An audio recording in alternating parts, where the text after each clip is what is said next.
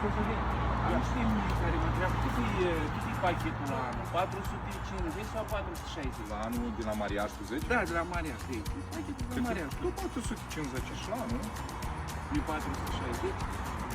Pachetul ăsta care a fost anul ăsta, tu zici? Da, cu artificii, cu fântână, cu bar, cu aranjamente pe piscină. Tu când e 450, dar uite, Alex e aici și cred că el poate să ne explice mai bine. Alex, uite, am aici o discuție cu Franzeloni și vrei să ne lămurești tu, un om gospodar care ești, Spuneți. cu mopul în mână, lămurești-ne la anul cât e pachetul, 450 sau 460? La anul va fi 460.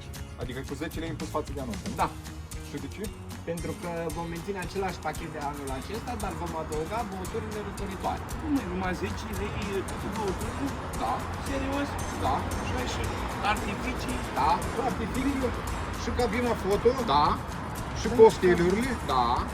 Și covorul și roșu. covorul roșu, și Aranjamentele, pontonul, nu? aranjamentele Și florale. arteziana.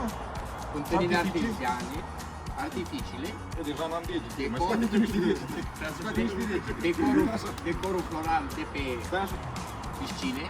așa, mai pune tu un deget. Așa. Și adică 10 lei impus. Covorul roșu. Păi, cred că fac și eu unul de la anul. Dar cu cine faci? Mânășești? Faci cu mine? Mânășești? Da. Nu legalizat. Nu legalizat încă. Nu legalizat încă, n-are ce. Bine, Alex, dacă zici tu, hai la treabă, gata, că s-o vura cam mult.